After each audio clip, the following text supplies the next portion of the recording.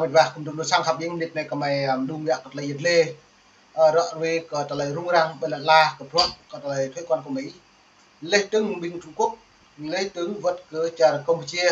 lê tướng Hàn Trung Quốc ka pro le rung rang ka bo kat le plan chu ne pa ta bo midwa nó le rung rang ju kat le quay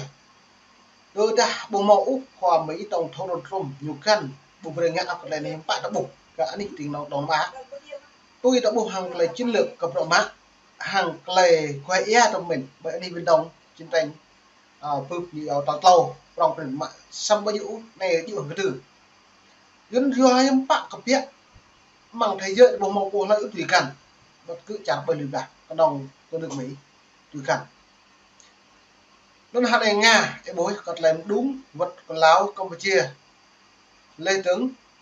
Bắc Hàn còn làm pro mát lê tướng hụi của Trần Mỹ do cật lại thuê quan này lại lạc ngắt những bối úc xong lại thuê quan này là rim trả hụi của bạn mang đơn vật của lần Trần Việt Nam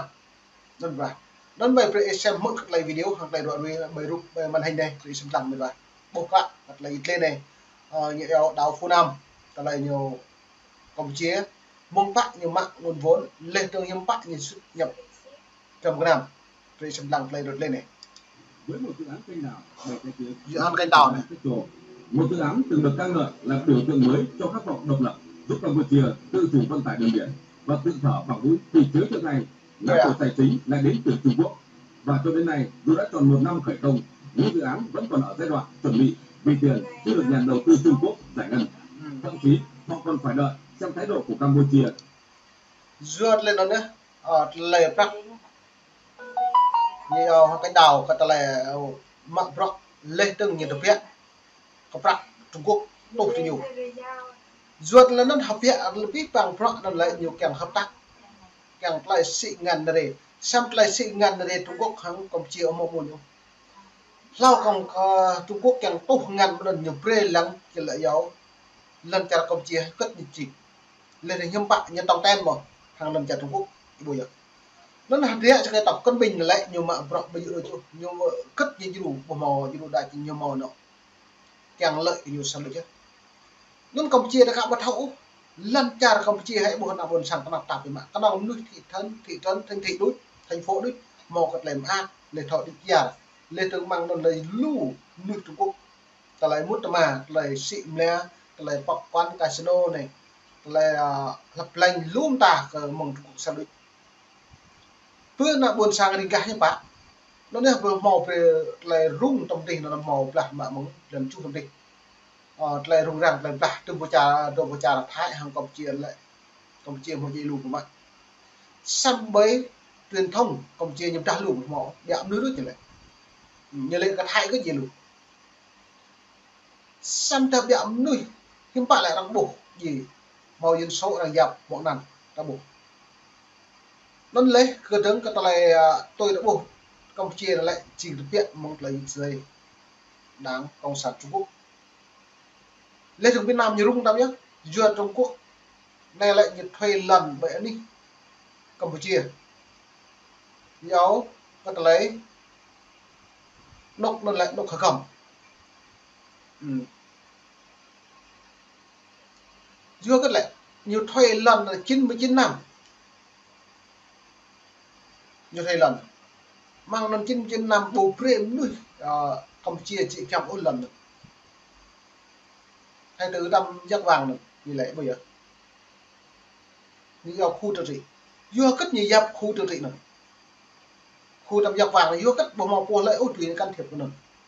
nó là chính cái đáng còn sán Trung Quốc hàng viện có hồn sen nó lại chính như miêu cái tòa dòng tòa là mang lại như lại chính bình nhu cho tài về từ đây nhận thuê lần tôi thì bộ lấy phản ánh lại cái hiệp định vừa đảm bằng thế giới đang lên án cái chính phủ Campuchia màu ta lại xịn nuôi lên từ màu prime nuôi lúc lần sao mà như vậy như lại lần mà có lời có mấy thuê của nó tộc xong rồi cất như vậy mà làm mà màu liên quan với như vậy mấy cái nào thuê lần đấy chứ rồi cất như vậy này thì mới tháo mình liên quan như lại cô lên neo đây như lại hư ham đặc mẹ này thì như chịu trách nhiệm như đấy gì đâu mất bây giờ nhập hẹp nên là đặt đi là cao là buồn này các bạn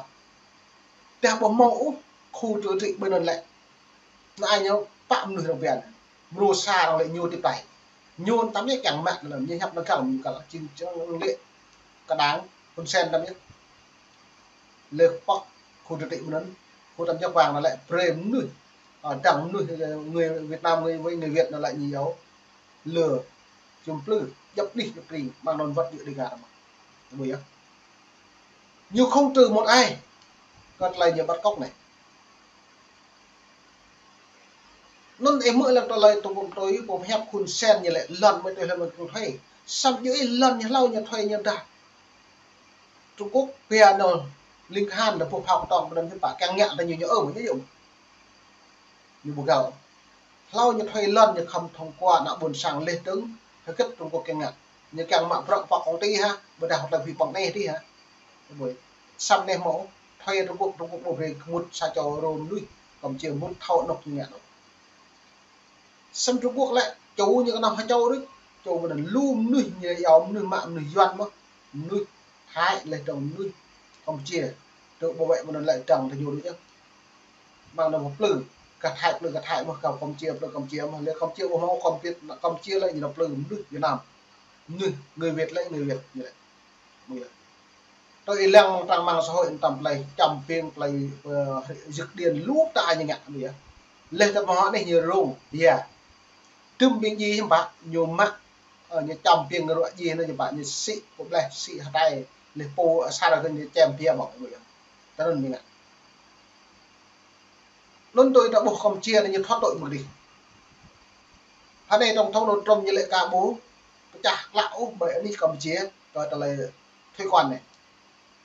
trôn học đạt đi vừa đặt màu pro lại rung lần trong thông trông nhớ đình chỉ khoản lệ ta lại công khai cập luận ta lại thuê quan bởi đi cầm chia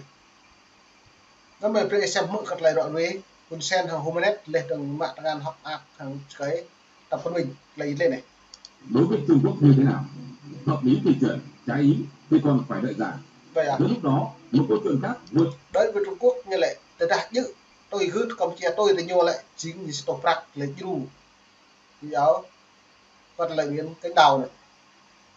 tôi đã nhưng mà Campuchia của tôi gửi út lại phèn nhiều lấy lên như số kẹo dài còn lại rack dây ngân rồi tôi được công bố tại Moscow lại khiến giới quan sát không khỏi bất ngờ nghe tin Đức đề xuất mở tuyến vận tải biển đến Lào thông qua các cảng biển của Việt Nam. Thông tin này được chính tổng thống Nga Vladimir Putin xác nhận sau cuộc hội đàm với chủ tịch Lào Thông Nao Sisulit ngày 31 tháng 7 vừa qua tại điện Kremlin. Với đề xuất này, Nga không chỉ muốn mở rộng mạng lưới thương mại hướng về Đông Nam Á mà còn thể hiện một chiến lược ngoại giao mềm dẻo, thông minh nhắm vào một đối tác hiền lành và được lòng khu vực, đó chính là Lào. vậy à tao hết tôi Nga hay này lại tôi nhớ tao rẽ có lại phi bong làm tình chặt lại lư cái nhỏ lại rằng mấy tổng thống đồn trùm nào xung lại lên một niệm nạp thì không vấn chưa cất lại nhưng một thao ra đây nhiều hay này như càng phẳng mạng ngắn Campuchia lên tướng hàng Lào bằng đòn vật của Việt Nam ta lấy dòng đây sụp xưa lại xịn nè trong cái năm đấy như lấy vậy rồi như thao bố chính thuật cợt lấy Nga lại chẳng Prai cầm đuôi anh đi Việt Nam lên Trung Quốc càng Prai Việt Nam mà nhưng bạn như lợi dụng ban đạp nhiều anh đi bởi Campuchia nên cả như đi nga nó được Việt Nam hôm nay rung ai tắm nhá tốt liên hàn tầm đầu về dập dời đi dập khỏe rồi ta lấy hồi rẹt cầm đoạn rung rồi ta lấy lần tràn này trục lần tràn nhiều tôi mà mơ cam trong nếu có cam thì trong chân con mắt lại hình này mò lại nuôi buồn sang Campuchia để lãnh nạn bởi đi Việt Nam xong ra nhân lãnh nạn vậy đi Việt Nam tiếp tục cái độ nó lại này mình mở cảm chính xác ở đặt thông tin hay này là lưu thông tin là nhiều video đã hẹp này đã hẹp đi mới cả thôi chính xác tôi có bộ sai cho mà được một hai nhận đăng đi mở rút mở video cái mạng xong ta lại nhiều rút lại hẹp lại dần lại nhiều lãnh nạn tị nạn bởi đi Việt Nam là ổn định đúng không chưa cái này lại lúc na đang có săn nhưng tuy nghĩa hơn là bộ màu lại ốc kỵ thì nhớ màu luật như giáo tị nạn của ở Việt Nam cái nòng nèo hưu lại vì bằng lịch màu kinh tế thị trường màu xăm lên là lãnh nạn và đặc người ở định tị nạn bộ màu liên quốc độc mật nên được đã nên bởi về xem lăng lại mỗi còn lấy Nga Putin tổng thống nước Nga là Liên Xô cũ lại dọn về cộng hòa điện này. Trong khi Campuchia chọn cách tắt một kênh đào khổng lồ xuyên đất liền, Cái đảo này nguy cơ tác động tiêu cực đến môi sinh, nguồn nước Mekong và cả lòng tin của láng giềng, thì Lào lại chọn phương án mở cửa thông qua quan hệ tam giác Nga Việt Lào, không cần đào sâu vào đất nhưng lại khai thông được chiều sâu chiến lược. Có thể nói, sự tương phản giữa hai dự án đã vẽ nên hai cách tiếp cận rất khác nhau về phát triển hạ tầng khu vực. Một bên chọn phô trương chủ quyền bằng tiền vay của ngoại bang. Cái bố này, cơ như nghe khu cánh đào này lại là tạc một trả rằng sao đức như tùy vay một vài. Lúc từ Trung Quốc Tập Cận Bình tuyên bố tôi đã Campuchia tôi cứ là phép của nhú lệ từng phạt nằm tay nhà tục tay chẳng ngày áo rồi vào cánh đào từ đây Trung Quốc Campuchia có thể cứ úc hàng làm phép có thể những kéo dài thời gian có thể đạt được thành công không phải bởi rồi các bộ chi chẳng vi phạm hạt lệ phạt sao kịp nó hàng này Campuchia là những một thầu nó lui gì như chưa luiกับTrung Quốc xem Trung Quốc tập phạt cái nhiều mỏ lại với những pan cầm Mỹ nhưng phạt lần chào cái nhú tạo bộ một lên đặt nặng giữa nó như lợi áo nào vào nằm nào chỉ đọc trong bị xoài nhưng thằng về hậu trình vậy bằng luân vật của Việt Nam hay để thờ rung nào có lại rẻ như dầu một cái đào cả đi Campuchia Hàn Quốc lên trong liên quan vật của Việt Nam cả đi vùng số có lòng đi sẽ nên mùa này phi mùa này không đây mình về không được buồn sang cho nên đi phim chứ lấy lê không được mùa nào mình đông đi cật lại đó về lại rung lẫn lá Việt Nam lên trong Trung Quốc lên tống bởi đi Campuchia lên trong Lào một điểm nào vật cỡ lần thái bố lên một lần vàng ngàn của chạm này đây là cả một tê là một tụi đặt ra đây một buổi quay một